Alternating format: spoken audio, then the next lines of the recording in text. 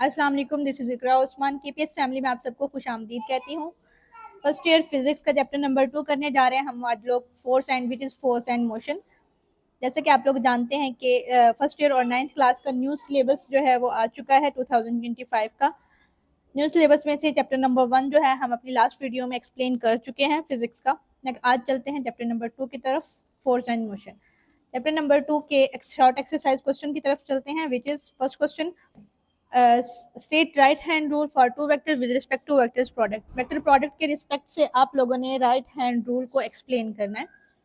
Join tails of vectors A and B. सबसे पहले आप लोगों ने क्या करना है, दो वेक्टर्स लेने हैं, सपोज कर लेने हैं आपके पास दो वेक्टर्स हैं ए एंड बी, दोनों को ज्वाइन कर लेना है, दोनों की टेल्स को ज्वाइन करना है। Rotate the first vector A into B. फिर आप लोगों ने वेक्टर ए को बी की तरफ रोटेट करना है थ्रू स्मॉलर पॉसिबल एंगल। ठीक है, कोई ऐसे रोटेट करना है कि उन दोनों के दरमियान कोई ना कोई एंगल बने। Curl the fingers of the right hand in the direction of rotation. अब जो आपकी राइट हैंड की फिंगर्स हैं उनको आपने जिस डायरेक्शन में कर्ल किया है ए वेक्टर को बी की तरफ, उस डायरेक्शन में आपने फिंगर्स को कर्ल करना है। ठीक है, जिस डायरेक्शन में भी करेंगे आप लोग। Then erect right hand thumb will show the direction of vector product. Then जो आप लोगों का इरेक्ट थंब होगा, मतलब जो सीधा जो आपका थंब होगा, अंगूठा जो होगा, वो आपकी वेक्टर प्रोडक्ट को शो करेगा। Direction of vector product A cross B is perpendicular to the plane containing A and B. अब जो हमारा प्लेन है ए और बी का, जिसमें लाई कर रहे हैं हमारे ए और बी दोनों वेक्टर्स रखे हैं, तो ए क्रॉस बी जो वेक्टर प्रोडक्ट है उसकी डायरेक्शन हमेशा हमेशा परपेंडिकुलर आएगी। ये छोटी सी फिगर है, डायग्राम देख लें। हमारे पास एक वेक्टर है ए, हमने इसको with respect to B rotate इस तरह से कराना है कि यहाँ पे हमारे पास एंगल थीटा बन रहा है। अब हमने ए को बी की तरफ रोटेट करेंगे, ऐसे करेंगे, कर्ल्स फिंगर होंगी, हम हमारा जो थंब है अपवर्ड डायरेक्शन में है, तो अपवर्ड डायरेक्शन में जो है हमारे पास जो है प्रोडक्ट आ गया है ए क्रॉस बी। नेक्स्ट है question number 2, define impulse and show how it is related to momentum. Impulse को आपने डिफाइन करना है और ये कैसे रिलेट करता है मोमेंटम से, वो भी बताना है। Impulse the product of average force and time during which force acts is called impulse. Product होता है average force and time during, force का और एवरेज फोर्स का और टाइम का जो प्रोडक्ट होता है उसको इम्पल्स कहते हैं। अब हम इसका देखते हैं कि इसका रिलेशन क्या होता है मोमेंटम के साथ। पहले फॉर्मूला देख लेते हैं। अकॉर्डिंग टू डेफिनेशन इसका फॉर्मूला है F cross T, product of force and time. Relation between momentum and impulse, momentum और इम्पल्स का फॉर्मूला क्या होगा, F is equal to M A होता है basically Newton second law of motion से। यहाँ से अगर हम इसको करें, एक्सेलरेशन की वैल्यू पुट करते हैं, एक्सेलरेशन की जो वैल्यू होती है वो होती है Newton first law of motion. Newton first law of motion क्या कहता है, equation motion of first equation of motion हमें कहती है A is equal to V F minus we I upon T होता है। तो ये वाला जो फॉर्मूला है अगर हम इसमें पुट करें ऊपर वाली इक्वेशन में, तो ए की जगह V F minus we I divided by T हो जाएगा, तो एम अंदर मल्टीप्लाई हो जाएगा, M V F minus M V I divided by del T. ये हो गया। अब यहाँ पे डेल टी जो है डिवाइड हो रहा है, हमारी लेफ्ट साइड पे जाके डेल टी मल्टीप्लाई हो जाएगा, ये मल्टीप्लाई हो गया, इस साइड पे M V F minus M V I रह जाएगा। जो हमारे पास मोमेंटम होता है ना, पी जो होता है वो एम वी के इक्वल होता है। तो जब चेंज इन मोमेंटम होगा तो चेंज इन वेलोसिटी भी होगा, M V F minus M V I, तो चेंज इन मोमेंटम हो जाएगा। ठीक है, वेलोसिटी चेंज हो रही है तो चेंज इन मोमेंटम, आई जो इम्पल्स जो होगा हमारे पास वो डेल पी के इक्वल हो जाएगा। Impulse is equal to the change in momentum. तो यहाँ से मोमेंटम और इम्पल्स का रिलेशन भी आ गया कि क्या होता है, इम्पल्स जो होता है वो चेंज इन मोमेंटम के इक्वल होता है। नेक्स्ट है क्वेश्चन नंबर 3 आपका, differentiate between elastic and in elastic collision. Difference करना है आपने इलास्टिक और इन इलास्टिक कोलिजन के दरमियान में। इलास्टिक कोलिजन क्या होती है और इन इलास्टिक कोलिजन क्या होती है। A collision in which kinetic energy and momentum of the system are conserved is called elastic collision. ऐसी कोलिजन जिसके अंदर काइनेटिक एनर्जी और मोमेंटम किसी भी सिस्टम का कंजर्व रहता है उसे कहते हैं elastic collision. A collision in which kinetic energy is not conserved, kinetic energy तो कंजर्व नहीं रहती लेकिन मोमेंटम कंजर्व रहता है। यहाँ पे काइनेटिक एनर्जी और मोमेंटम दोनों कंजर्व थे, यहाँ पे काइनेटिक एनर्जी कंजर्व नहीं है लेकिन मोमेंटम कंजर्व है, उसे कहते हैं इन इलास्टिक कोलिजन। एग्जाम्पल है इसकी, कोलिजन बिटवीन गैस मालिक्यूल्स जो होती है वो इलास्टिक कोलिजन होती है। गैस मालिक्यूल के दरमियान में जो कोलिजन होती है वहाँ पे मोमेंटम भी कंजर्व होता है, काइनेटिक एनर्जी भी। जबकि कार क्रैश और क्ले स्टिकिंग आफ्टर इम्पैक्ट, ठीक है, कार क्रैश या फिर क्ले स्टिकिंग का जो प्रोसेस होता है वो हमारे पास इन इलास्टिक कोलिजन में आता है। क्वेश्चन नंबर 4 की तरफ चलते हैं। Show that the rate of change in momentum is equal to the force applied rate of change in momentum जो है वो किसके इक्वल हो, फोर्स के इक्वल हो। Also state Newton second law of motion in terms of momentum, Newton second law को अपने in terms of momentum लिखना है। मोमेंटम एंड पहले इसमें आप लोगों से दो क्वेश्चन पूछे गए हैं। पहला है momentum and Newton second law of motion को देख लेते हैं, दोनों एक दूसरे से कैसे रिलेट करते हैं। इसी क्वेश्चन में जो हमारा जो फर्स्ट वाला है rate of change in momentum is equal to the force applied, दोनों जो है एक ही चीज में, मतलब एक ही क्वेश्चन को उन्होंने दो दफा करके पूछा गया है, आंसर दोनों का सेम रहेगा। Consider a body of mass m moving with velocity vi, एक हमारे पास बॉडी है जिसका मैस m है, वो मूव कर रहा है vi वेलोसिटी के साथ। When a force is applied for time interval del T, अगर किसी टाइम इंटरवल डेल टी के लिए फोर्स अप्लाई की जाए तो उस टाइम पर एक्सेलरेशन क्या होगा, vf minus vi divided by del T. Equation of first equation of motion के अकॉर्डिंग ये होता है। जो सेकंड लॉ ऑफ मोशन होता है वो हमें कहता है फिजिकल टू एम ए। यहाँ पे ए की वैल्यू पुट करेंगे, एक्सेलरेशन की सेम, ये पीछे वाले क्वेश्चन में भी हम लोग करके आ चुके हैं, V F minus we I divided by del T. M को अंदर मल्टीप्लाई करेंगे, M V F minus M V I divided by del T हो गया।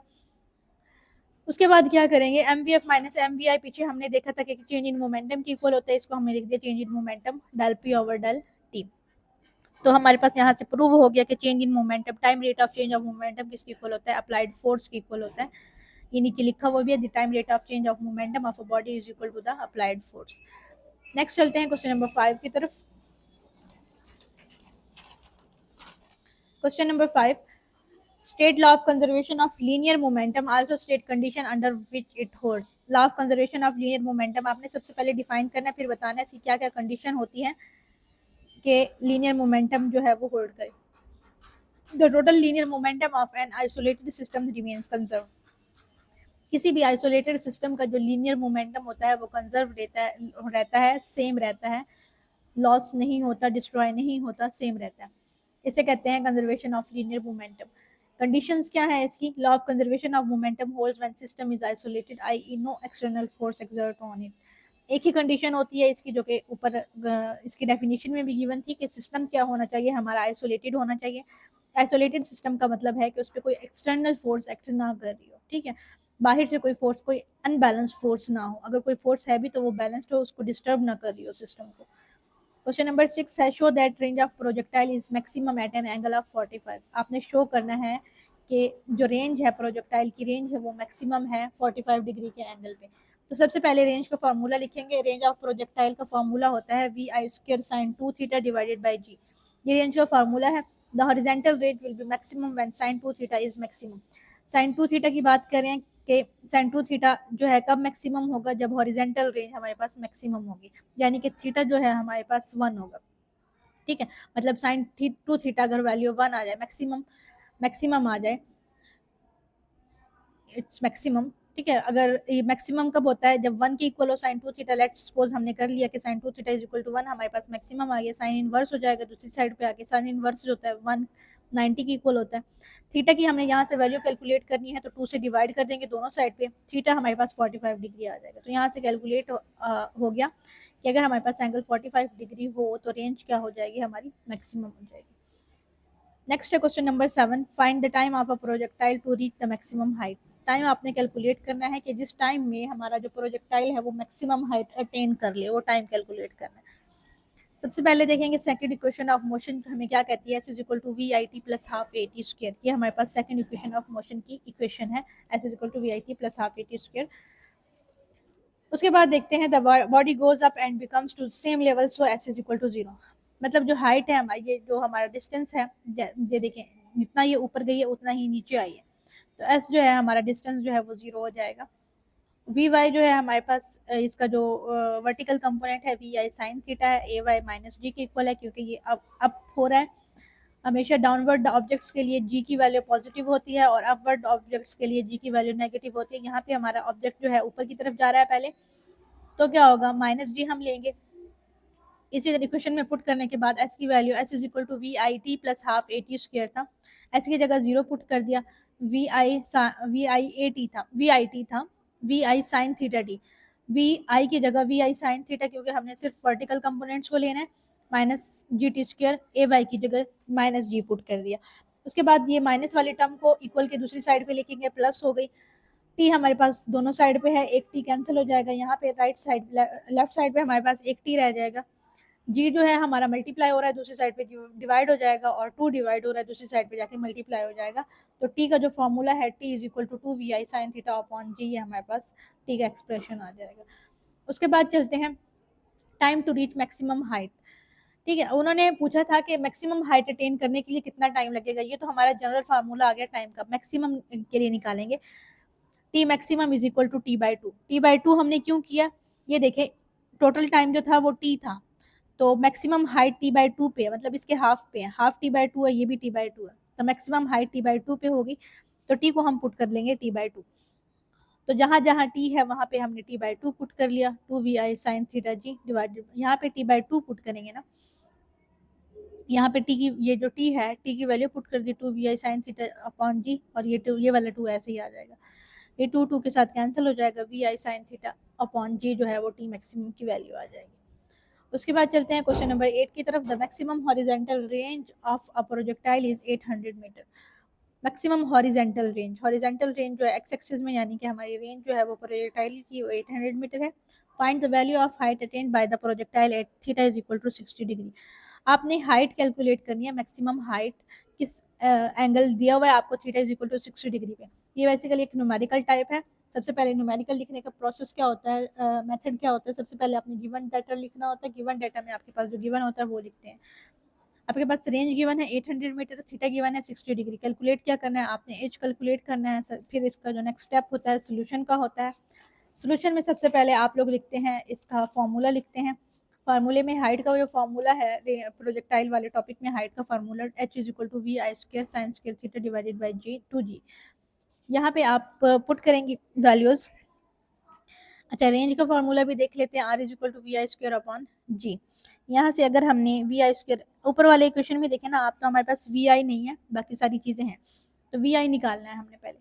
तो जो रेंज का फॉर्मूला होता है R is equal to we I square upon G होता है। वी आई स्क्र को सेपरेट रखें, जी मल्टीप्लाई हो जाएगा दूसरी साइड पे। जी हमें पता है 9.8 होता है, और आर की वैल्यू भी हमें पता है 800 होती है, क्योंकि आर जो गिवन है हमारे हमारे पास। दोनों को मल्टीप्लाई करेंगे तो वी आई स्क्र की वैल्यू आ जाएगी। वी आई स्क्र की वैल्यू यहाँ से उठा के क्वेश्चन नंबर 1 में पुट करेंगे। वी आई स्क्र की वैल्यू पुट की, ये साइन थीटा की वैल्यू पुट की, 2 इंटू जी। इन सबको स्क्वायर करके मल्टीप्लाई करके डिवाइड करेंगे तो हमारे पास जो है हाइट आ जाएगी 300 मीटर। शॉर्ट क्वेश्चन यहीं तक थे आप लोगों के। शॉर्ट क्वेश्चन के बाद नेक्स्ट जो टॉपिक है आप लोगों का कंस्ट्रक्टेड रिस्पांस क्वेश्चन का है। कंस्ट्रक्टेड रिस्पांस क्वेश्चन में 2.1 देख लेते हैं। Why does a hunter aiming a bird in a tree miss the target exactly at the bird?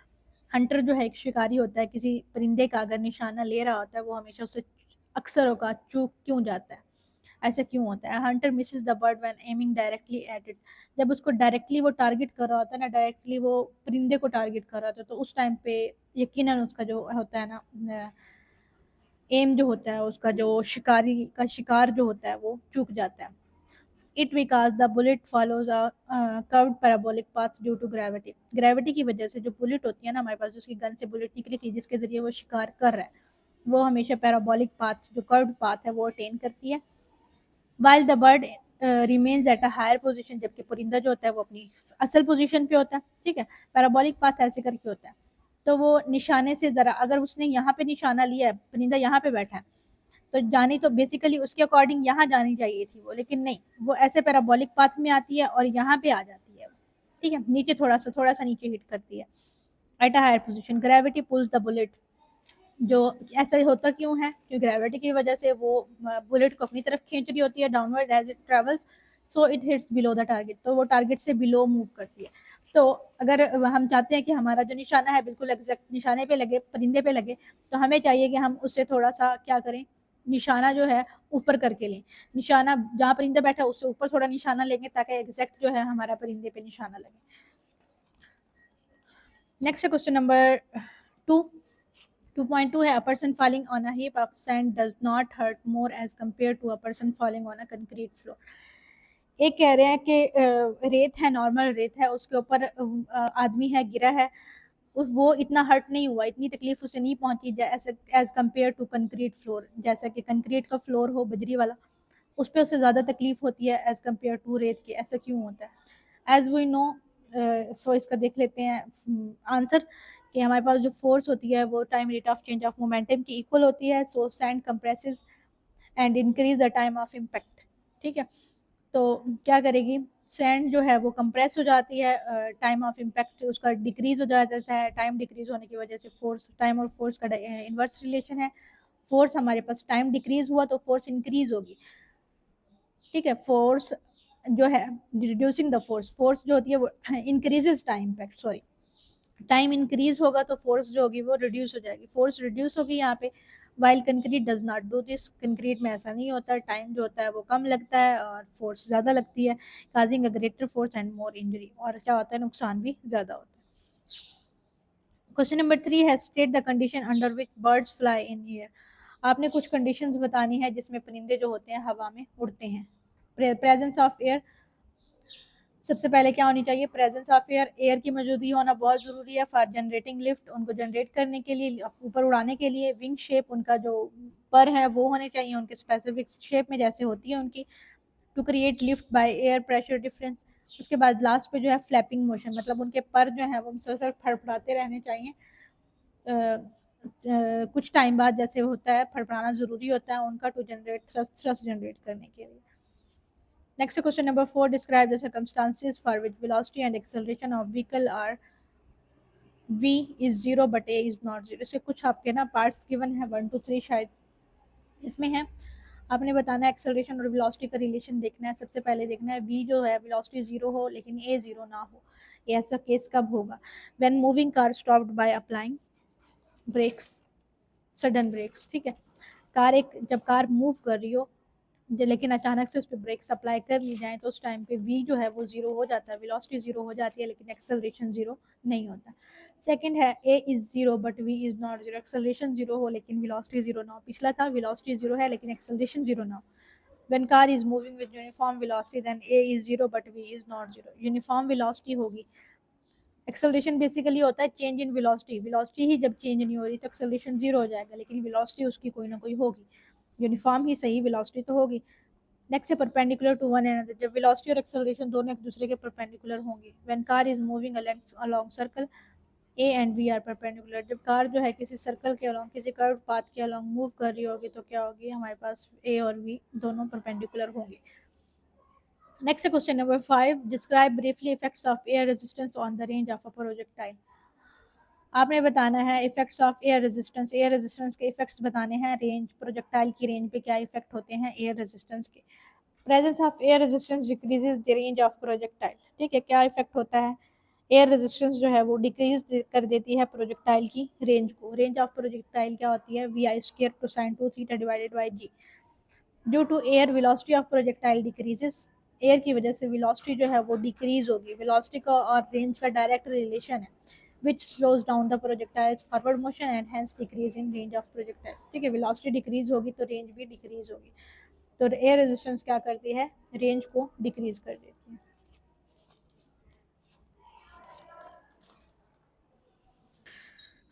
Ji next चलते हैं कंप्रीहेंसिव क्वेश्चंस की तरफ। क्वेश्चन नंबर 1 है define and explain scalar product, write down its important characteristics.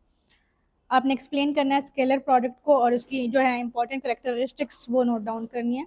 Scalar products basically होता क्या है, scalar product को dot product भी कहते हैं।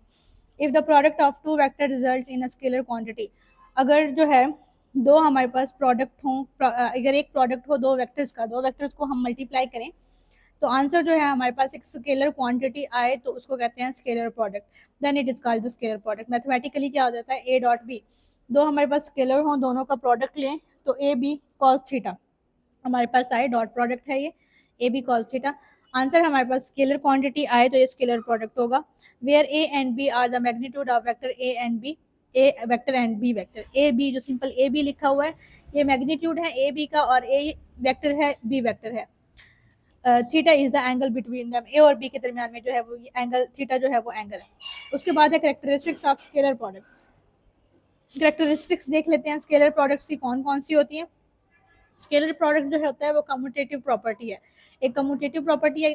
कम्यूटेटिव प्रॉपर्टी मतलब कि A dot B is equal to B dot A, आप ए वेक्टर को पहले रखते हैं या बी वेक्टर को पहले रखते हैं, आंसर पे कोई इफेक्ट नहीं होता। Next scalar product of two mutually perpendicular vectors theta is equal to 90 degree is 0। दो म्यूचुअली परपेंडिकुलर वेक्टर्स जो होते हैं उनका अगर स्केलर प्रोडक्ट लिया जाए तो हमेशा आंसर 0 आएगा। 0 क्यों आएगा, तो A dot B dot product है, कॉस थीटा आता है हमेशा। थीटा जो है अगर 90 डिग्री हो जाता है हमारे पास तो कॉस 90 जीरो होता है। इस वजह से तो ए डॉट बी अगर म्यूचुअली परपेंडिकुलर हैं दोनों वेक्टर्स तो आंसर जीरो रहेगा। Scalar product of two parallel vectors इसके अपोजिट है, यहाँ पे जब परपेंडिकुलर होंगे तो आंसर जीरो आएगा, और अगर दो वेक्टर्स पैरेलल हैं तो आंसर हमारे पास मैक्सिमम होगा। ठीक है, A dot B A B cos theta, theta जो है हमारे पास पैरेलल के लिए थीटा हमेशा 0 डिग्री होता है। जब थीटा 0 डिग्री होगा और कॉस 0 जो होता है वो 1 होता है तो हमारे पास मैग्नीट्यूड मैक्सिमम रहेगा। ये थी इसकी कुछ करेक्टरिस्टिक्स स्केलर प्रोडक्ट की। नेक्स्ट चलते हैं क्वेश्चन नंबर 2 की तरफ। क्वेश्चन नंबर 2 में हमारे पास वेक्टर प्रोडक्ट है, ये तो था स्केलर प्रोडक्ट, अब है vector product. Define and explain the vector product of two vectors, आपने डिफाइन करना है वेक्टर प्रोडक्ट को। Discuss important characteristics of vector product, कुछ इसकी कैरेक्टरिस्टिक्स भी बतानी है। Vector product if the product of two vector result in a vector quantity, अगर दो वेक्टर्स को मल्टीप्लाई किया जाए, ठीक है, उनको मल्टीप्लाई करें और आंसर भी वेक्टर ही आए, then it is called vector और क्रॉस प्रोडक्ट। वेक्टर का दूसरा नाम क्या है? Cross product. वेक्टर प्रोडक्ट का क्रॉस प्रोडक्ट भी कहते हैं उसको, पीछे वाले को स्केलर और डॉट प्रोडक्ट, वेक्टर और क्रॉस प्रोडक्ट। ठीक है, जब दो वेक्टर्स को मल्टीप्लाई करें और आंसर वेक्टर रहे तो वेक्टर प्रोडक्ट आएगा, कहेंगे उसको। मैथमेटिकली क्या होता है? A cross B is equal to A B sine theta. Cross product में हमेशा साइन थीटा आता है, डॉट प्रोडक्ट में कॉस थीटा आता है। Where n unit vector is a unit vector perpendicular to the plane containing A and B. यहाँ पे देखें, ये हमारे पास एक वेक्टर है ए, दूसरा बी है, वही सेम राइट हैंड रूल के अकॉर्डिंग इसको रोटेट करेंगे। रोटेट करने के बाद जो हमारे पास रिजल्टेंट वेक्टर आता है ए क्रॉस बी। इसकी कुछ करेक्टरिस्टिक्स हैं, करेक्टरिस्टिक्स देख लेते हैं। Cross product is non commutative. क्या होता है? नॉन कम्यूटेटिव होता है, यानी कि A cross B is not equal to B cross A. A को पहले रखने से फ़र्क पड़ता है, ए को पहले रखें या बी को रखें, क्रॉस प्रोडक्ट में बहुत ज़्यादा फ़र्क पड़ता है। The cross product of two perpendicular vectors has maximum magnitude. Perpendicular में हमारे पास अगर दो वेक्टर परपेंडिकुलर हैं तो हमारे पास क्रॉस प्रोडक्ट मैक्सिमम आएगा। 90 डिग्री एंगल होता है परपेंडिकुलर के लिए और साइन 91 आंसर देता है, यानी कि मैक्सिमम मैग्नीट्यूड होगा। इसी तरह cross product of two parallel vectors, parallel vectors के लिए जो है क्रॉस प्रोडक्ट का मैग्नीट्यूड 0 आएगा, मिनिमम आएगा। हम उसके पीछे वाले का बिल्कुल अपोजिट है। पैरेलल के लिए थीटा जो है वो 0 डिग्री होता है, या फिर एंटी पैरेलल के लिए 180 डिग्री होता है। साइन 0 भी 0 होता है और साइन 180 भी 0 होता है, तो दोनों टर्म के लिए आंसर 0 रहेगा। नेक्स्ट क्वेश्चन है क्वेश्चन जी, तो नेक्स्ट क्वेश्चन है हमारा 2.3, derive three equations of motion by graphical method. यहाँ पे आपने three equation of motion derive करनी है ग्राफिकल मेथड्स के through. First equation of motion हम ड्राइव करते हैं ग्राफ के थ्रू। इसका ग्राफ देख लेते हैं। डायग्राम है इसकी ओ ए ई बी सी डी, यानी कि हमारा जो ऑब्जेक्ट है ए पॉइंट से लेके बी पॉइंट तक उसने मूव किया है। इसकी ये जो स्लोप हमने निकाली है ए से बी तक। अब फिर हमने इस बी को जो है ज्वाइन कर दिया एक्स एक्सिस के साथ भी और वाई एक्सिस के साथ भी। इस टाइम पे वाई एक्सिस पे, जो एक्स एक्सिस पे हमारे पास है वो टाइम है, और वाई एक्सिस पे हमारे पास स्पीड है, वेलोसिटी है। ठीक है, अब देख लेते हैं हमें फर्स्ट इक्वेशन ऑफ मोशन में क्या क्या चीज़ें रिक्वायर्ड है। Let the velocity of the body at point A is v i. जब हमारी जो ऑब्जेक्ट है, बॉडी जो है पॉइंट ए पे होगा, उस टाइम पे उसकी वेलोसिटी वी आई होगी, initial velocity, which changes to V F, जो कि चेंज हो जाएगी वी एफ तक। मतलब कि बी पॉइंट तक पहुँचते पहुँचते उसकी वेलोसिटी बी पॉइंट पे वी एफ हो जाएगी, final velocity in the time interval T. और बी पॉइंट तक पहुँचने के लिए उसे जो टाइम लगेगा वो टाइम इंटरवल टी होगा, आपको फिगर में दिखाया हुआ है। A perpendicular B D drawn from point B to X axis. ठीक है, परपेंडिकुलर हमने ड्रॉ किया बी और डी। ठीक है, एक्स एक्सिस से बी और डी परपेंडिकुलर हमने ड्रॉ किया है। Another perpendicular B E from B on Y axis. फिर बी ई ड्रॉ किया है हमने वाई एक्सिस के साथ, जैसा कि मैंने आपको पहले भी बताया था कि एक्स एक्सिस के साथ भी ज्वाइन कर दिया इसको, वाई एक्सिस के साथ भी। एक्स एक्सिस के साथ जो ज्वाइन किया बी डी के साथ और वाई एक्सिस के साथ बी ई के साथ। सो ओ ए जो है हमारे पास, हमें पता चल रहा है ओ ए हमारे पास इनिशियल वेलोसिटी की इक्वल होगा वी आई की इक्वल। बी डी हमारे पास फाइनल वेलोसिटी होगी वी एफ। अब हमने बी डी निकालना हो तो कैसे निकालेंगे? जैसे बी डी है हमारे टू पार्ट्स में डिवाइडेड है, बी सी और सी डी में। B C plus C D करेंगे तो हमारे पास बी डी आ जाएगा। ठीक है, B D is equal to B C plus C D. ठीक है, अब यहाँ पे सी डी हमें गिवन है, सी डी बराबर है ओ ए के, ठीक है, C D and O A are equal, so C D को हम लिख सकते हैं, यहाँ पे लिखा है L C D is equal to O A, तो हम सी डी को ओ ए लिख सकते हैं, और हमें पता है ओ ए किसके इक्वल है, वी आई के इक्वल है, सो हम जो है ओ ए लिख देंगे, B D is equal to B C plus C D हमने किया, देन सी डी की जगह ओ ए पुट किया as C D is equal to O A, और हमें पता था कि ओ ए किसके इक्वल है, वी आई के इक्वल है, देन और बी डी जो है हमारी वी एफ की इक्वल है, यहाँ से हमें पता चल रहा है कि बी डी जो है हमारी वी एफ के इक्वल है, फाइनल वेलोसिटी के इक्वल। वैल्यूज पुट करने के बाद v F is equal to B C plus v i, हमने वैल्यूज पुट कर दी इक्वेशन में, हमने इसको इक्वेशन नंबर 1 का नाम दे दिया। By taking the slope of A B we can determine acceleration. अब ये जो स्लोप है हमारे पास ए बी स्लोप जो आई है ये वाली, इसका अगर हम एक्सेलरेशन निकालना हो हमने तो इसकी हम स्लोप निकालेंगे, ठीक है, एक्सेलरेशन निकालें ज़रा इसका, a is equal to B C divided by A C, ठीक है, इसकी स्लोप निकालने का फॉर्मूला क्या होता है, perpendicular divided by base, B C divided by A C, इसको किया हमने B C divided by A C. उसके बाद क्या करेंगे, ये दोनों डिवाइड में आ गए, ए सी हमें पता है टी के इक्वल है, फिगर से पता चल रहा है ए सी जो है वो टी के इक्वल है, देन हम ए सी की वैल्यू पुट कर देंगे टी, टी दूसरी साइड पे जाके मल्टीप्लाई हो जाएगा, B C is equal to A T, इसको हम नाम देते हैं क्वेश्चन नंबर 2 का। क्वेश्चन नंबर 1 में भी बी सी यूज हुआ, यहाँ से बी सी की वैल्यू उठा के इक्वेशन नंबर 1 में पुट कर देंगे तो हमारे पास इक्वेशन नंबर 1 बन जाएगी v F is equal to A t plus v i, ठीक है, ये वाली क्वेश्चन बन जाएगी,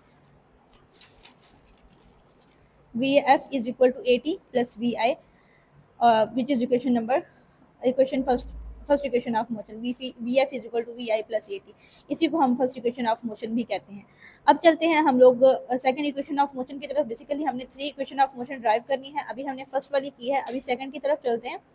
suppose on object moving with constant acceleration it covers a displacement S in time T.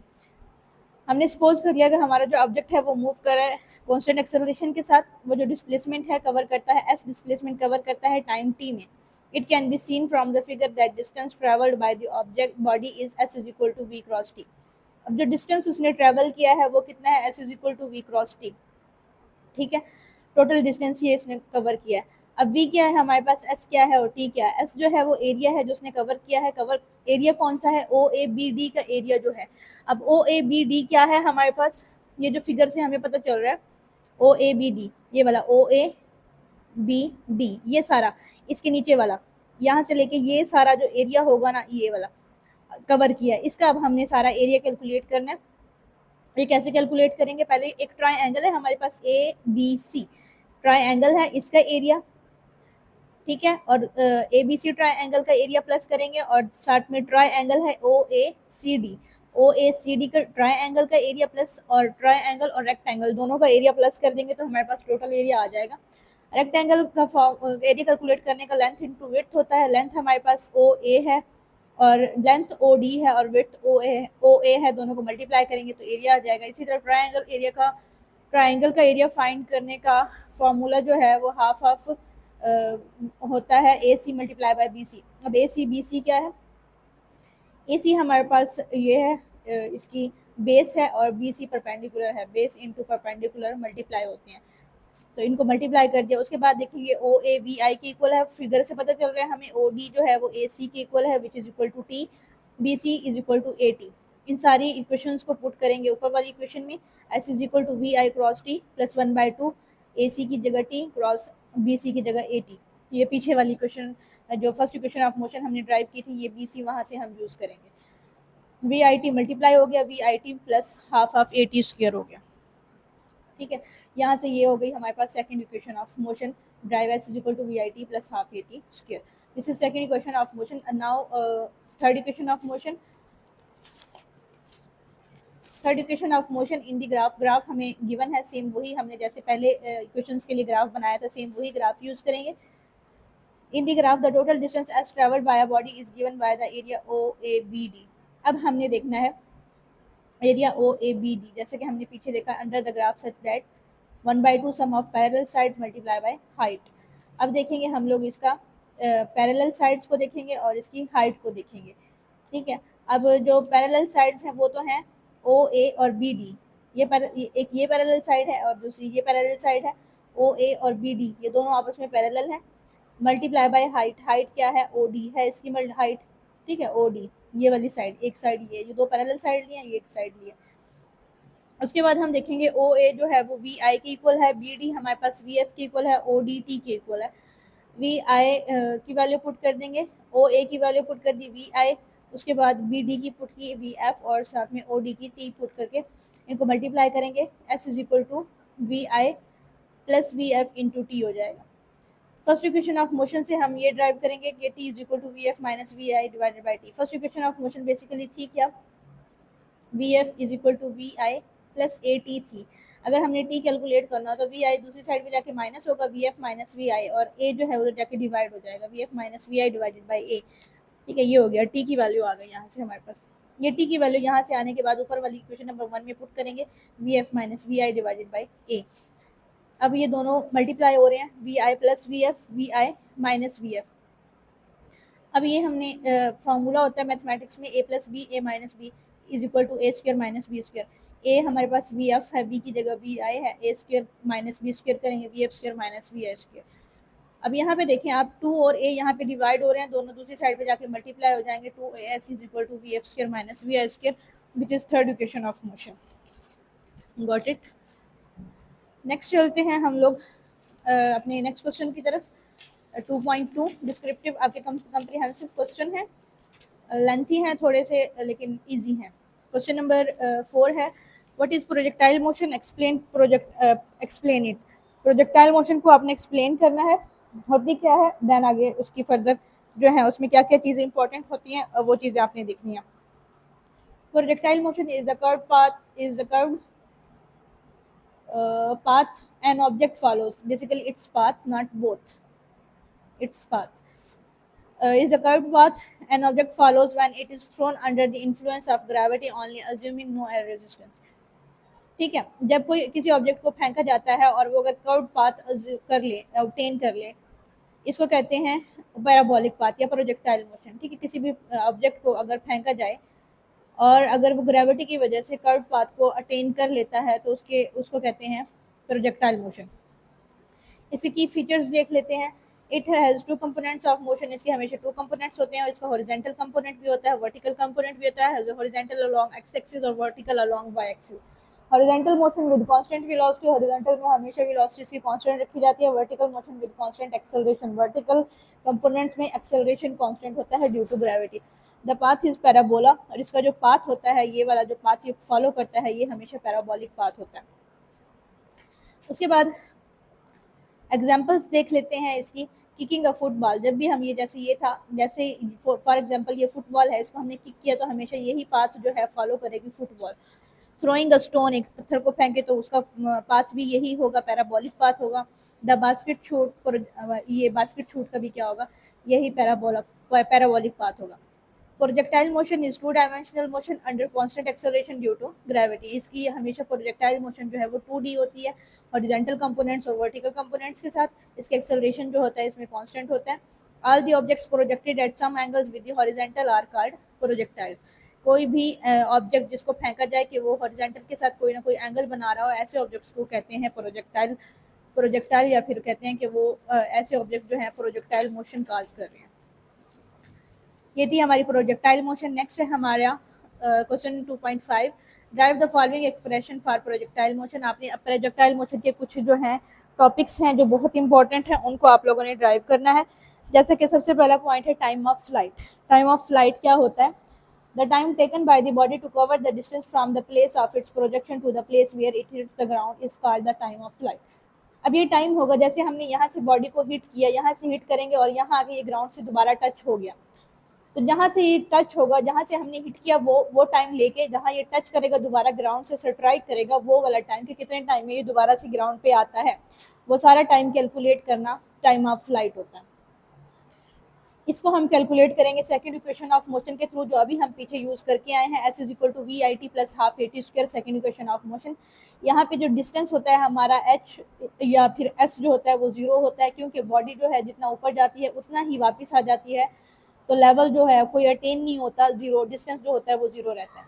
V I is equal to we I sine theta vertical components हम लोग लेंगे, और इसी तरह एक्सेलरेशन जो है माइनस जी हो जाएगा, क्योंकि बॉडी जो है हमारी अपवर्ड मूव करती है और अपवर्ड ऑब्जेक्ट के लिए हमेशा जो है ग्रेविटेशनल एक्सेलरेशन माइनस लिया जाता है।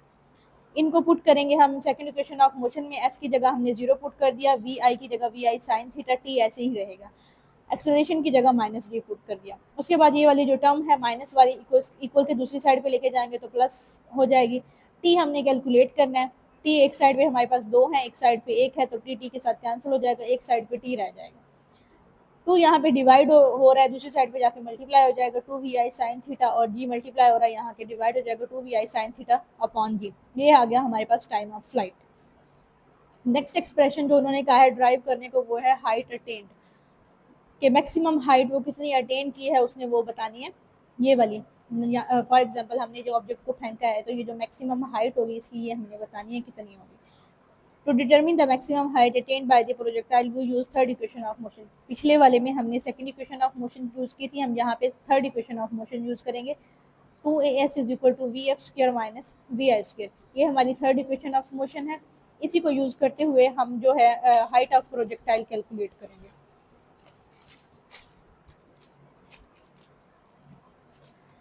यहाँ पे भी एज यूजुअल जो है हाइट जो है हमने एक पॉइंट पे अटेन, एक हाइट जो है मैक्सिमम हाइट एक ही पॉइंट पे होगी ना, सेंट्रल पॉइंट पे, तो क्या होगा यहाँ पे एक्सेलरेशन हम नेगेटिव लिया जाएगा क्योंकि अपवर्ड डायरेक्शन में है, A is equal to minus जी हो जाएगा।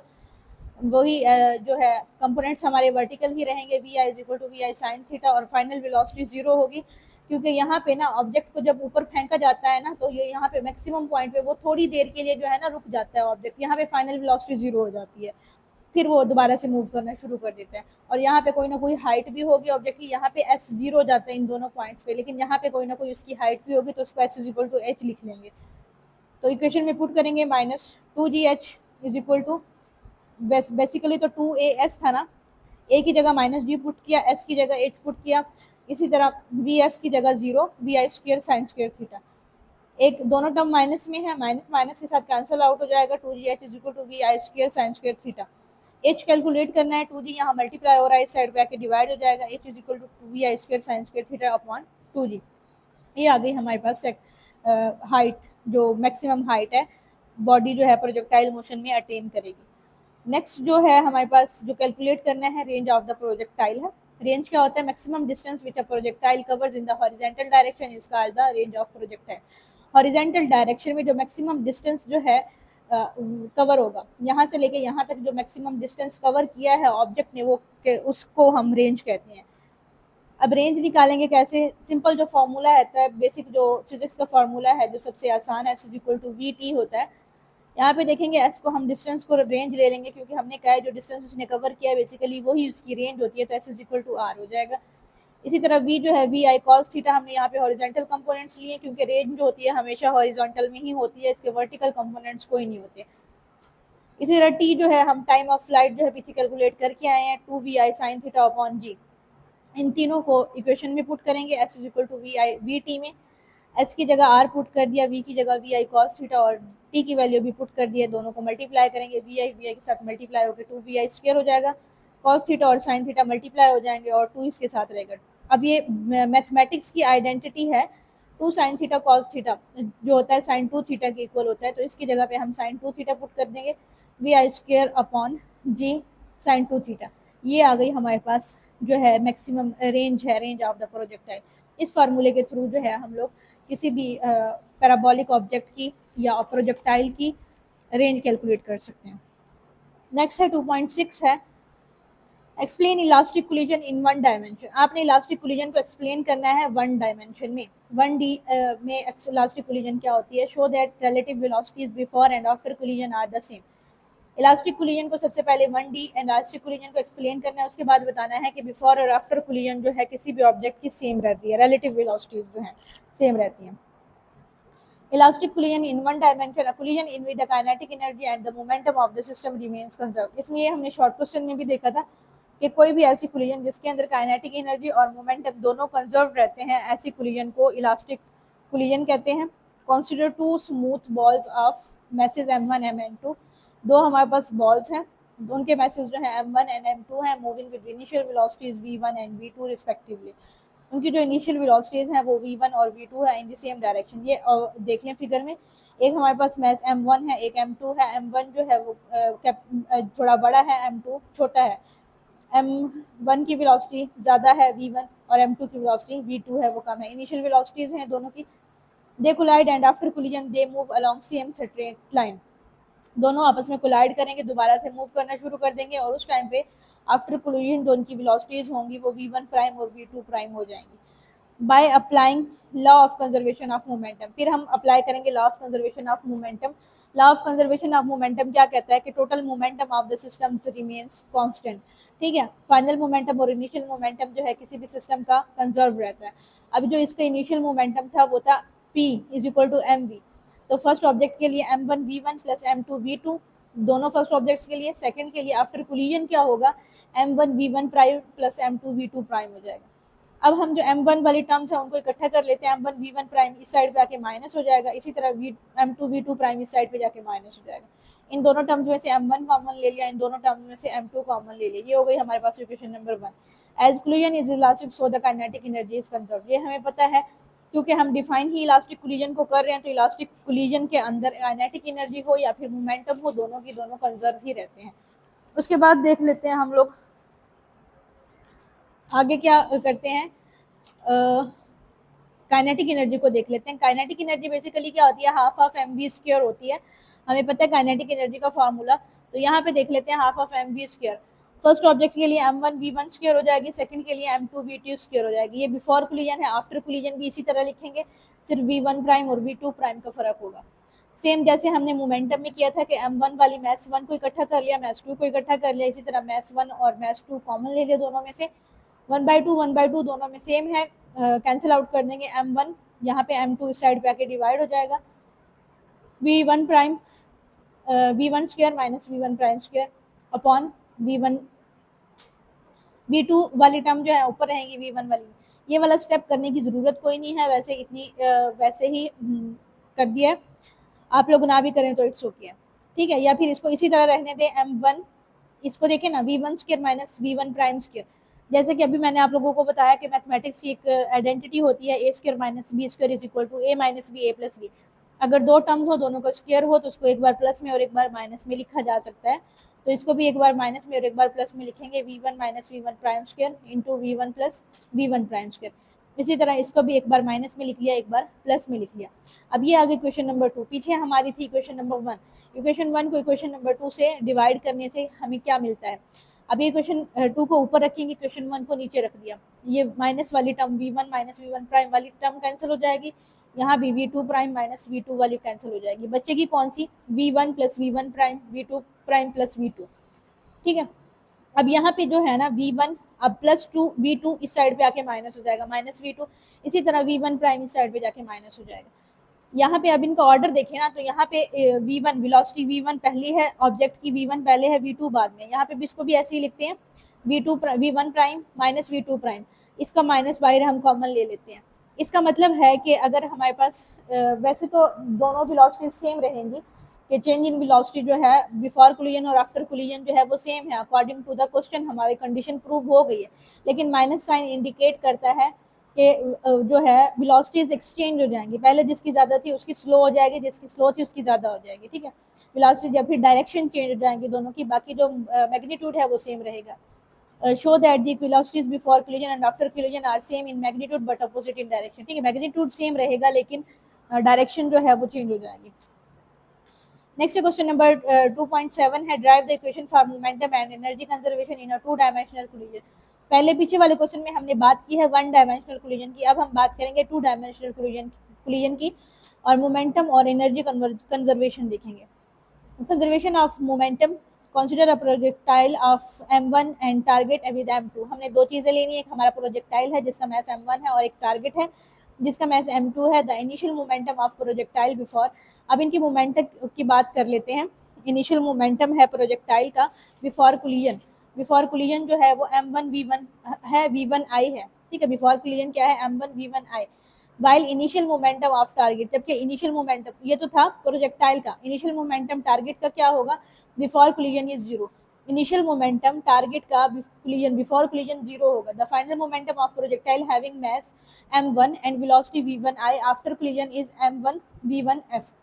ठीक है, ये था m1 v1i बिफोर कोलिजन और m1 v1f ये था after collision. The final momentum of target m2 v2f, initial zero था, इसका फाइनल हो गया m2 v2f। Resolve the final momentum of target into components m2 v2f cos theta 2 and m2 v2f sin theta 2। अभी जो target का final momentum आया इसको हमने वर्टिकल कंपोनेंट्स में और हॉरिजॉन्टल कंपोनेंट्स में दोनों में रिजॉल्व किया है। Law of conservation of momentum हमें क्या कहता है कि फाइनल मोमेंटम बिफोर कोलिजन और आफ्टर कोलिजन जो है वो सेम रहता है। पहले हम एक्स एक्सिस के अलोंग देखते हैं, फिर हम वाई एक्सिस के अलोंग देखेंगे। एक्स एक्सिस के अलोंग क्या होता है, मोमेंटम बिफोर कोलिजन और is equal to the momentum after collision. Before collision जो था टारगेट का हमारे पास जीरो था, ये टारगेट का है, प्रोजेक्टाइल का m1 v1i था। इसी तरह ये था प्रोजेक्टाइल का m1 v1f cos theta 1 plus m2 v2f cos theta 2। ये हो गया एक्स एक्सिस का, ठीक है, दोनों का।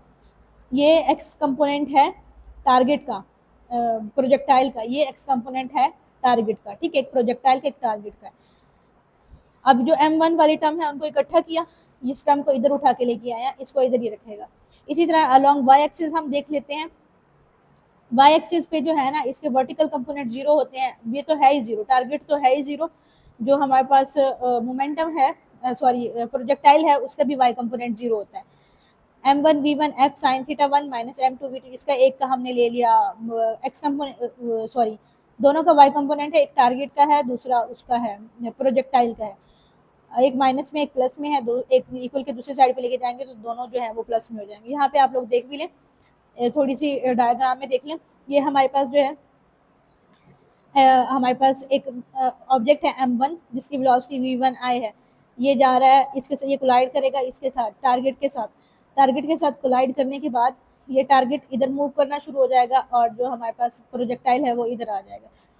पहले प्रोजेक्टाइल इनिशियल पे था, टारगेट जो है पहले वो इनिशियल पे था, उसका इनिशियल मोमेंटम जीरो था, जबकि ये हमारे पास जो प्रोजेक्टाइल है उसका कोई ना कोई वेलोसिटी भी थी, उसका कोई ना कोई मोमेंटम भी था, विच इज m1 v1i, इसका जीरो है। ठीक है, जैसे ही ये टारगेट के साथ कोलाइड किया, टारगेट इधर चला गया है और जो प्रोजेक्टाइल है वो इधर आ गया। प्रोजेक्टाइल की जो फाइनल मोमेंटम हो गया m1 v1f होगा और इसका m2 v2f हो जाएगा। ठीक है, अब ये एक्स एक्सिस के साथ एंगल बना रहा है, ये भी एक्स एक्सिस के साथ एंगल बना रहा है। अब v2f का अगर आप लोग बात करें ना, इसका जो है ना y कंपोनेंट होगा, ठीक है, लेकिन x कंपोनेंट कोई नहीं है, v2f का x कंपोनेंट कोई नहीं है। इसी तरह इसका देखें तो इसका भी y कंपोनेंट है, ठीक है, x कंपोनेंट इसका x कंपोनेंट भी है, ठीक है, एक का x और y दोनों हैं, इसके y कंपोनेंट कोई नहीं है। उसके बाद देख लेते हैं, सॉरी फाइनल के हैं x और y दोनों हैं, फाइनल मोमेंटम के x कंपोनेंट भी है y कंपोनेंट भी है। जबकि इनिशियल की जब बात करते हैं ना, टारगेट का तो x y दोनों नहीं है, जबकि जो हमारा प्रोजेक्टाइल है वो x कंपोनेंट में जा रहा है, उसका y कंपोनेंट नहीं है, सॉरी y कंपोनेंट जीरो इसीलिए हमने किया है इसका। उसके बाद देख लेते हैं कंजर्वेशन ऑफ एनर्जी। क्वेश्चन में हमसे पूछा गया था कि कंजर्वेशन ऑफ मोमेंटम की तो बात कर लिया हमने, कंजर्वेशन ऑफ एनर्जी देखते हैं।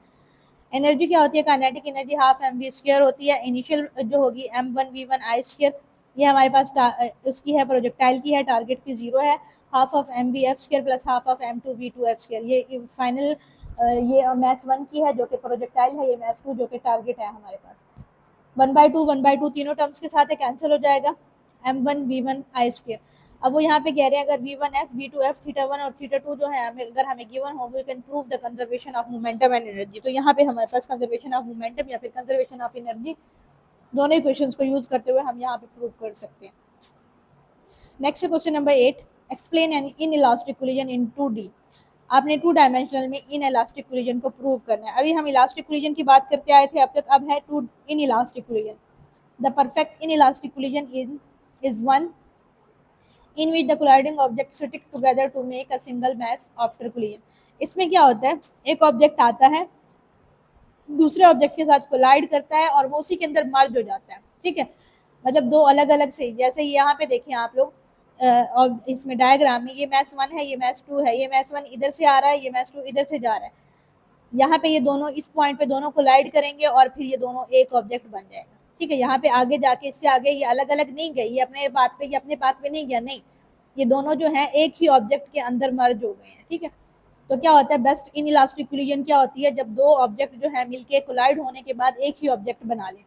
Late us take two bodies of masses m1 and m2 moving with velocities v1i and v2i। ठीक है, इनिशियल वेलोसिटीज हो गई दोनों ऑब्जेक्ट्स की in 2D xy plane. Suppose m1 moving with x axis and m2 making an angle theta with x axis. ठीक है, m1 जो है वो x एक्सिस पे ही मूव कर रही है, जबकि m2 कोई ना कोई एंगल बना रही है, थीटा बना रही है x एक्सिस के साथ। Both bodies collide at origin, दोनों जो है ओरिजिन पे दोनों कोलाइड करेंगी, और after collision bodies stick together having combined mass, फिर दोनों क्या हो गए, एक दूसरे के साथ कंबाइन हो गई, एक ही मैस दोनों ने अटेन कर लिया। उसके बाद क्या होता है, अब जो हमने टोटल मैस जो है वो हो गया हमारे पास capital M is equal to m1 plus m2 which moves with velocities vf making an angle phi. ठीक है, अब ये क्या बना रहा है, जो हमारे पास फाइनल ऑब्जेक्ट बना है वो एक्स एक्सिस के साथ एक एंगल बना रहा है which is phi with x axis v2i into rectangular components v2i sin theta and v2i cos theta। v2i के जब rectangular components लेंगे तो v2i sin theta with vertical, और ये है horizontal components of vf के भी इसी तरह होंगे vf sin phi और vf cos phi। ठीक है, दोनों के कंपोनेंट्स आ गए। उसके बाद मोमेंटम इन एक्स डायरेक्शन पहले देखेंगे, फिर वाई डायरेक्शन में देखेंगे। एक्स डायरेक्शन में क्या है, m1 v1i cos theta 1 plus m2 v2i cos theta 2 is equal to mvf cos phi। Final जो है ना हमारा मैस जो है आफ्टर कोलिजन वो एक ही मैस है, बिफोर कोलिजन दो है हमारे पास। इसी तरह वाई एक्सिस के अलोंग देखेंगे, यहाँ पे भी इनिशियल पे दो होंगे जबकि फाइनल पे एक ही मैस होगा। फाइनल वेलोसिटी का मैग्नीट्यूड हम कैसे कैलकुलेट कर सकते हैं, ये इसका जो है m1 v1 i cos theta, मतलब कि इसका जो हॉरिजॉन्टल कंपोनेंट्स है प्लस उसका जो वर्टिकल कंपोनेंट है उसका होल स्क्वायर, यहाँ से भी निकाल सकते हैं, m को यहाँ पे डिवाइड करके vf की वैल्यू निकाल सकते हैं। इसी तरह यहाँ से भी m को डिवाइड करके यहाँ पे vf की वैल्यू निकाल सकते हैं। तो यहाँ पे दोनों की वैल्यूज निकल आएंगे, दोनों को स्क्वायर करके प्लस करेंगे। स्क्वायर रूट जो है ना ये एक ही, बेसिकली ये पूरा एक ही स्क्वायर रूट है, ये ऊपर जो है थोड़ा जगह का इशू था इसलिए ये नीचे लिख दिया, वरना ये पूरी लाइन जो है वो एक ही है। उसके बाद अगर हमने एंगल फाई कैलकुलेट करना हो तो टेन इनवर्स, आपको पता है हमारे पास वाई कंपोनेंट हमेशा ऊपर आता है, एक्स कंपोनेंट नीचे आता है। वाई दोनों कंपोनेंट्स ऊपर लेंगे, एक्स वाले दोनों नीचे लेंगे, और उसका टेन इनवर्स लेंगे तो हमारे पास यहाँ से एंगल भी कैलकुलेट किया जा सकता है which is phi. Next question की तरफ आते हैं। आप लोगों के जो है कम्प्रीहेंसिव क्वेश्चन यहाँ पे एंड होते हैं। नेक्स्ट आपके न्यूमेरिकल प्रॉब्लम स्टार्ट है। न्यूमेरिकल प्रॉब्लम्स देख लेते हैं। Question number numerical problems 2.1, the magnitude of cross and scalar product of the magnitude cross and scalar product of two vectors is 4 square root 3 and 4 respectively। ठीक है, magnitude given है आपको cross product का और scalar product का। Cross product का 4 square root 3 है और डॉट प्रोडक्ट का जो है वो 4 है। Find angle between the vectors, angle आपने कैलकुलेट करना है। ठीक है, ये आपको गिवन डेटा सबसे पहले लिखना है जो आपको गिवन है वो, उसके बाद जो आपने फाइंड करना है एंगल फाइंड करना है। आपको ये चीज़ें गिवन है। उसके बाद आपको पता है ए क्रॉस बी, हमने पढ़ा भी है कि ए क्रॉस बी जो है cross product A B sine theta के इक्वल होता है। ये क्वेश्चन नंबर 1 का नाम दे देते हैं। A dot B dot product किसके इक्वल होता है, ए बी के इक्वल होता है, ए बी कॉस थीटा के। इक्वेशन नंबर 2 का नाम दे देते हैं इसको। जब डिवाइड करेंगे क्वेश्चन नंबर 1 और इक्वेशन 2 को, 1 को ऊपर रखना है, 2 को नीचे रखना है। इसी तरह लेफ्ट साइड जब ऊपर नीचे रखेंगे तो राइट को भी ऊपर नीचे ही रखना पड़ेगा। राइट पे 4 के साथ कैंसिल आउट हो जाएगा और लेफ्ट पे ए बी के साथ कैंसिल हो जाएगा, sine theta over cos theta रह जाएगा। साइन ओवर कॉस एक मैथमेटिक्स की आइडेंटिटी है कि साइन ओवर कॉस जो है वो टेन थीटा के इक्वल होता है। Tan theta is equal to square root 3 यहाँ पे रह जाएगा। थीटा टेन इनवर्स इस साइड पे आके टेन इनवर्स स्क्वायर रूट 3 हो जाएगा। टेन इनवर्स जो है वो 60 डिग्री के इक्वल होता है। यहाँ पे आ जाएगी हमारे पास थीटा की वैल्यू। नेक्स्ट है 2.2, a helicopter is ascending vertically. एक हेलीकॉप्टर है आपके पास असेंडिंग वर्टिकली, जो कि वर्टिकली नीचे आ रहा है at the rate of 19.6 metre per second. और इसका जो रेट है वो कितना है, मतलब उसकी स्पीड आपको गिवन है 19.6 when it is at height of 156.8 metre. जब वो हाइट पे होगा कितनी, 156.8 मीटर की हाइट पे होगा। Above the ground a stone is dropped. जब ये इतनी हाइट पे होगा तो वो वहाँ से एक पत्थर जो है वो नीचे की तरफ फेंकेगा। How long does the stone take to reach the ground, तो उसे पत्थर को जो है नीचे ज़मीन तक पहुँचने में कितना टाइम लगेगा। न्यूमेरिकल प्रॉब्लम है, न्यूमेरिकल प्रॉब्लम में जो मार्क्स जो होते हैं ना आपके प्रेजेंटेशन के होते हैं। प्रेजेंटेशन मीन्स कि आपको लिखना कैसे है, अटेम्प्ट कैसे करना है न्यूमेरिकल। तो सबसे पहले ना न्यूमेरिकल में आपको गिवन डाटा लिखना होता है। गिवन डाटा जो है आपका इनिशियल वेलोसिटी आपको गिवन है, अपवर्ड डायरेक्शन में है, डिस्टेंस है आपका डाउनवर्ड डायरेक्शन में है, नेगेटिव लेंगे, ग्रेविटेशनल एक्सेलरेशन भी अपवर्ड डायरेक्शन में है, उसको भी नेगेटिव लेंगे। कैलकुलेट करना है आपने, सेकंड हेडिंग जो है टियर 2 फाइंड की होती है या कैलकुलेट की होती है, तो उसमें या रिक्वायर्ड की हेडिंग होती है, उसमें आपने टाइम कैलकुलेट करना है, टी सोल्यूशन, फिर थर्ड हेडिंग आपकी सोल्यूशन की होती है। उसके बाद फॉर्मूले की हेडिंग अगर आप लोग देना चाहें तो वेल एंड गुड है, नहीं देना चाहते तो भी इट्स ओके है। ठीक है, तो फॉर्मूला लिखेंगे S is equal to we I T plus half A T square, second equation of motion. S की वैल्यू भी गिवन है आपको, वी आई की वैल्यू भी गिवन है, टी को ऐसे ही रखेंगे, 1/2 है, ए की वैल्यू भी गिवन है, इस टी को भी ऐसे, ए मतलब जी, जी की वैल्यू भी गिवन है, इस टी को भी ऐसे ही रखेंगे। इनको सॉल्व करेंगे तो ये टर्म टी स्क्वायर के साथ आएगी, एक टी के साथ आएगी और एक बगैर टी के आएगी। इनको अरेंज करेंगे, टी स्क्वायर वाली सबसे पहले ले आएंगे, फिर टी वाली, फिर देन पे कांस्टेंट टर्म को ले आएंगे। ये हमारे पास एक क्वाड्रेटिक इक्वेशन बन गई है। ठीक है, कि क्वाड्रेटिक इक्वेशन होती है, सबसे पहले पावर स्क्वायर होती है, फिर 1 होती है, फिर 0 होती है। एक क्वाड्रेटिक इक्वेशन है, इसमें से जो चीज़ कॉमन आ रही होती है सिंप्लीफाई करने के लिए वो कॉमन लिया जाता है। 4.9 इस क्वेश्चन में से कॉमन आ रहा है, वो कॉमन ले लिया, अंदर बचेगा T square minus 4t minus 32। अब 4t के हमने फैक्टराइज बनाने। फैक्टर्स जिस तरह से बनाए जाते हैं कि प्लस या माइनस करने से हमारे पास दरमियान वाली टर्म आए और मल्टीप्लाई करने से हमारे पास एंड वाले प्रोडक्ट आए। ठीक है, मतलब दो ऐसे नंबर्स लेने होते हैं जिनको मल्टीप्लाई करने से ये वाली 32 आए या फिर प्लस माइनस करने से 4 आए। अब 8 और 4 हमने दो लिए हैं प्लस माइनस के साथ, प्लस माइनस माइनस होता है, 8 माइनस 4 करेंगे तो दरमियान वाला 4 आएगा और 8 4 आर 32 होता है। फर्स्ट टू टर्म्स में से कॉमन लिया जाता है और फिर नेक्स्ट टू में से लिया जाता है। कॉमन लेने के बाद जो अंदर वाली टर्म बचती है वो हमेशा हमारे पास जो है वो सेम होनी चाहिए। अब ये सेम है T minus eight, T minus eight. ठीक है, और इन दोनों को इकट्ठा कर लेंगे, टी प्लस 4 और टी माइनस एट 1 टाइम लिखेंगे, दोनों को 0 को इक्वल पुट करेंगे, एक की वैल्यू जो है -4 आ जाएगी एक साइड पे और एक साइड पे टी प्लस 4 आ जाएगी। टाइम जो है हमेशा पॉजिटिव होता है, नेगेटिव टाइम नहीं होता, तो इसलिए टी की वैल्यू जो है टी इज इक्वल टू +8 आ जाएगी। Got it. नेक्स्ट है question number 3। if a plus b is equal to a minus b then prove that a and b are perpendicular to each other। वो कहते हैं अगर a plus b का magnitude बराबर हो a minus b के, then a और b दोनों परपेंडिकुलर है, ये आपने प्रूव करना है। गिवन आपको है a plus b is equal to a minus b, a and b are perpendicular, ये आपने प्रूव करना है। तो प्रूव करने के लिए देखते हैं कि दोनों साइड्स का हम लोग पहले स्क्वायर ले लेते हैं। स्क्वायर कैसे लिए लेते हैं, बेसिकली अगर a plus B whole square हो तो a प्लस बी को a प्लस बी के साथ मल्टीप्लाई किया जाता है, दोनों को मल्टीप्लाई करेंगे, मल्टीप्लाई करने के बाद a square plus 2ab plus b square एक टर्म आएगी, a square minus 2ab plus b square दूसरी साइड पे आएगा। अब यहाँ पे आप देखेंगे बहुत सारी a square plus b square जो है वो कैंसिल आउट हो जाएगा क्योंकि दोनों साइड पे सेम सेम है। इकट्ठा कर लेंगे पहले तो उनको एक ही साइड पे, और ए बी वाली टर्म्स को इकट्ठा कर लेंगे। 2ab दोनों प्लस होके 4ab हो जाएगा, A square minus A square cancel out हो जाएगा, B square minus B square भी कैंसिल आउट हो जाएगा। 4 जो है इधर आके डिवाइड हो जाएगा, वो भी 0 हो जाएगा। ए डॉट बी जो होता है ए बी कॉस थीटा के इक्वल होता है। ए बी यहाँ मल्टीप्लाई हो रहा है, इस साइड पे जाके डिवाइड होगा, 0 के साइड 0 हो जाएगा। अब यहाँ पे देखें cos theta is equal to 0 बचेगा, कॉस इस साइड पे आके कॉस इनवर्स 0 हो जाएगा। कॉस इनवर्स 0 जो होता है हमेशा 90 डिग्री होता है। थीटा जो है वो 90 डिग्री आ गया, मतलब थीटा 90 डिग्री, तो मतलब ए और बी क्या है, परपेंडिकुलर है। 90 डिग्री का मतलब ही यही होता है कि दो चीज़ें हैं हमारे पास वो परपेंडिकुलर हैं। नेक्स्ट है क्वेश्चन नंबर 4।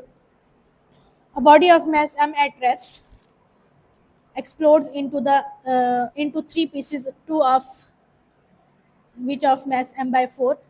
वो कह रहे हैं एक बॉडी है जिसका मास m है, वो एक्सप्लोड हुआ है 3 पीसेज में।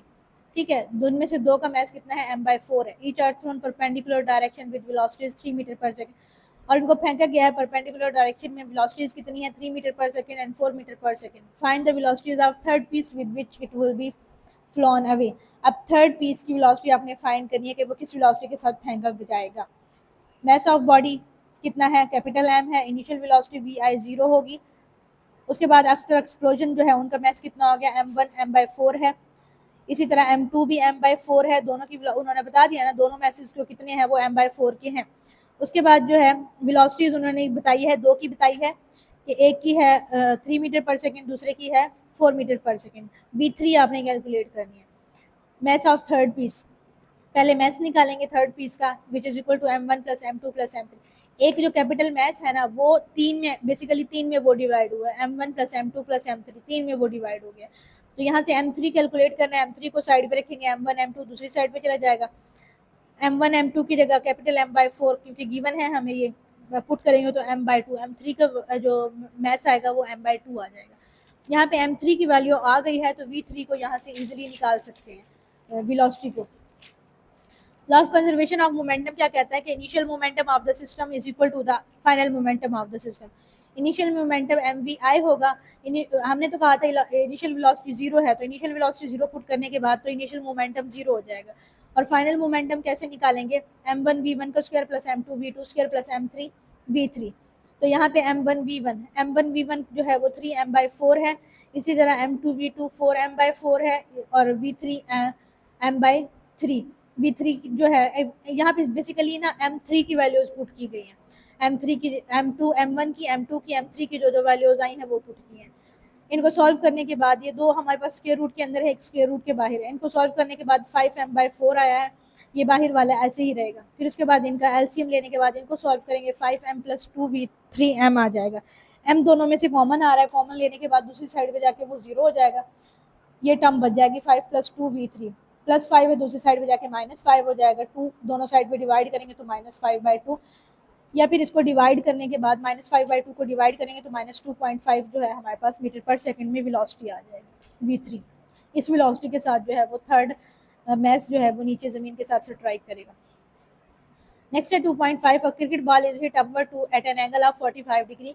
एक क्रिकेट बॉल है उसको ऊपर की तरफ फेंका गया है किस एंगल पे, 45 डिग्री के एंगल पर, with velocity 20 metre per second. Velocity कितनी है उसकी, 20 मीटर पर सेकेंड है। फाइंड करना है, क्या फाइंड करना है, टाइम ऑफ फ्लाइट फाइंड करना है, मैक्सिमम हाइट फाइंड करनी है, how far away it hits the ground, और उसका जो डिस्टेंस है वो कैलकुलेट, टाइम, हाइट और डिस्टेंस, तीन चीज़ें हमने जो है कैलकुलेट करनी है। सबसे पहले गिवन डाटा लिखते हैं, आपको एंगल गिवन है थीटा, वेलोसिटी गिवन है, इनिशियल वेलोसिटी गिवन है, ये तीन चीज़ें आपने कैलकुलेट करनी है। सबसे पहले इसका टाइम देखते हैं, टाइम कैलकुलेट करते हैं। टाइम का फार्मूला पीछे हम लोग ड्राइव कर चुके हैं, 2vi sin थीटा अपॉन जी। vi की वैल्यू भी गिवन है, थीटा की वैल्यू भी गिवन है, जी की वैल्यू भी गिवन है। इनको डाल के जिस सिंपल जो है कैलकुलेशंस करनी है, कैलकुलेटर पे हमारे पास टाइम आ जाएगा सेकंड्स में। उसके बाद हाइट जो है, हाइट का फार्मूला भी पीछे कैलकुलेट किया था हमने, vi square sine square theta upon 2g। यहाँ पे जो है vi की वैल्यू भी हमें पता है, थीटा की भी और जी की भी, इनको भी जस्ट पुट करके स्क्वायर करके डिवाइड करना है। यहाँ पे हमारे पास हाइट आ जाएगी 10.2 मीटर। ये जस्ट सिंपल जो है कैलकुलेटर पे सॉल्व करने वाली चीज़ें हैं, कैलकुलेटर पे आप लोगों ने पुट करना है और इनके आंसर्स जो है वो आ जाएंगे। अगर नहीं आते तो कोई भी इशू है आप लोग कमेंट सेक्शन में ज़रूर पूछिएगा।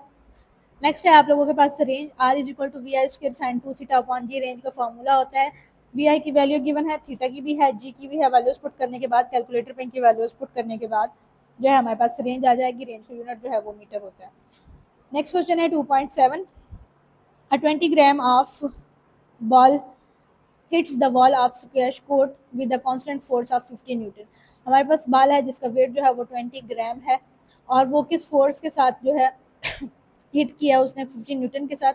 If the time of impact of force is 0.50 second, अगर टाइम जो है टाइम ऑफ इम्पैक्ट कितना है 0.50 सेकेंड है, फाइंड द इम्पल्स, इम्पल्स आपने फाइंड करनी है।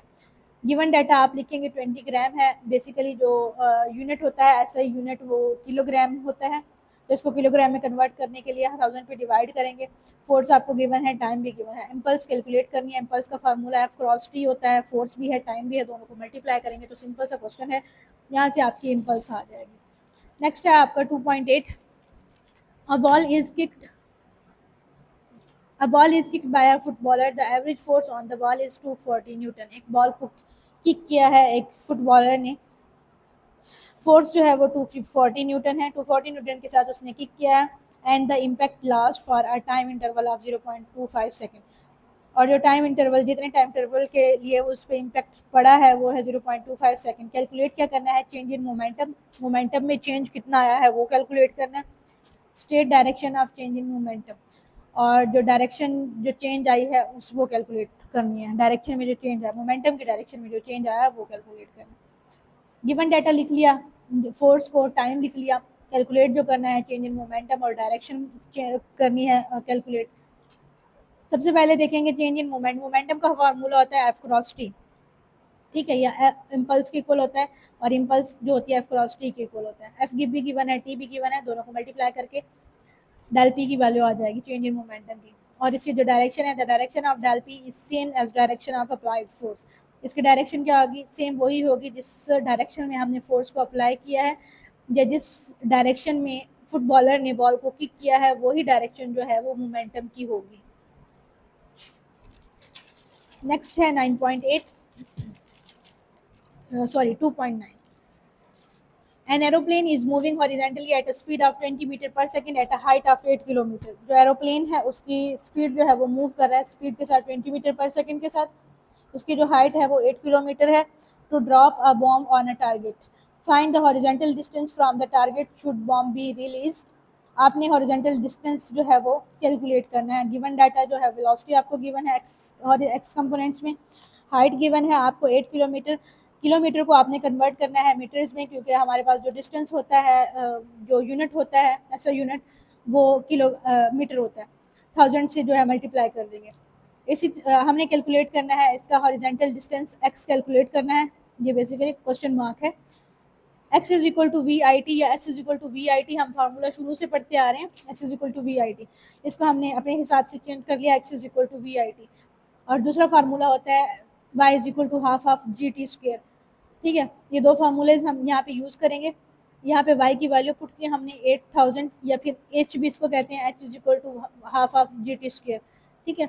यहाँ पे h लिख लेते हैं 8000, और यहाँ पे g की वैल्यू भी गिवन है आपको। t आपने यहाँ से कैलकुलेट करना है, क्योंकि ऊपर वाले फार्मूले में हमारे पास vi तो है लेकिन t नहीं है। t कैलकुलेट करने के लिए हमने ये वाला फार्मूला यूज़ किया।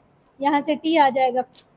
t कैलकुलेट करने के बाद इसे ऊपर वाली इक्वेशन में पुट करेंगे, दोनों को t को और vi को मल्टीप्लाई करेंगे तो हमारे पास x आ जाएगा, मीटर में आएगा, ठीक है। उसको अगर किलोमीटर में कन्वर्ट करना है तो 1000 से डिवाइड कर देंगे तो किलोमीटर में आ जाएगा।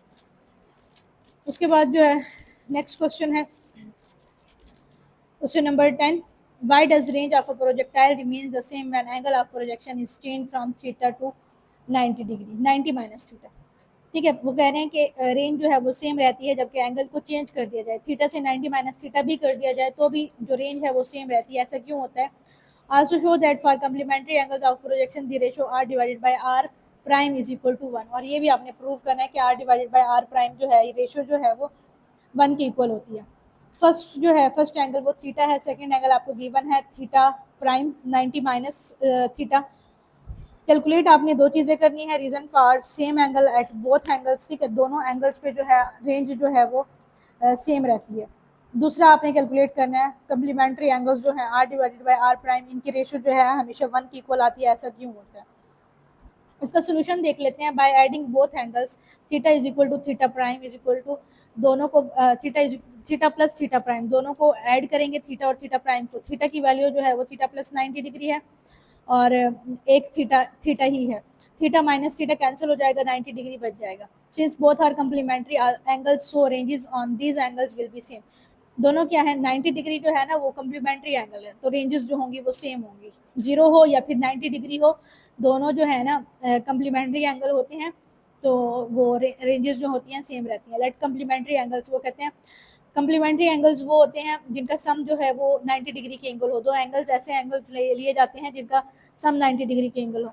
तो यहाँ पे देखिए एक थीटा हमने 30 डिग्री ले लिया, एक 60 डिग्री ले लिया, दोनों का सम जो है किसके इक्वल होगा, 90 डिग्री के एंगल हो इक्वल होगा। हमने ये सपोज कर लिया कि दो एंगल हमारे पास हैं। अब हमने इनकी रेशो जो है वो प्रूव करनी है। रेंज फॉर थीटा, रेंज हम पहले थीटा के लिए देखते हैं फिर थीटा प्राइम के लिए देखेंगे। पहले हमने थीटा पुट किया, यहाँ पे 30 पुट किया, 30 एंगल पुट किया। वी आई की वैल्यू भी गिवन थी हमें, जी हमें वैसे ही पता है, ये क्वेश्चन नंबर 1 आ गई यहाँ से। इसी तरह थीटा प्राइम के लिए हमने 60 रख के पुट करेंगे, 60 के लिए भी सेम वही इक्वेशन आएगी, ठीक है। दोनों इक्वेशंस को डिवाइड करेंगे, डिवाइड करने के बाद यहाँ से हम ये भी प्रूव कर सकते हैं R divided by R prime जो है वो 1 के इक्वल होता है। यहाँ पे हमारे पास कम्प्लीमेंट्री एंगल की जो रेशो होती है वो 1 के इक्वल आती है, ये भी यहाँ से ये प्रूव हो गया। खुद से हमने अज्यूम किया है दो एंगल्स के दोनों का सम जो है वो 90 डिग्री के एंगल हो के इक्वल हो। दोनों को फिर जब डिवाइड करेंगे तो आंसर जो है वो 1 के इक्वल आएगा। ये थी हमारे पास चैप्टर नंबर 2 फिजिक्स की न्यू सिलेबस के अकॉर्डिंग एक्सरसाइज। ये ख़त्म हो गई है अल्हम्दुलिल्लाह। इसमें जो आप लोगों को कोई भी क्यूरी हो, कोई भी क्वेश्चन हो, प्रॉब्लम हो, आप लोग कमेंट बॉक्स में ज़रूर पूछेंगे। इंशाल्लाह ताला हम आपको आंसर करने की ज़रूर कोशिश करेंगे। Thank you so much. अल्लाह हाफ़िज़।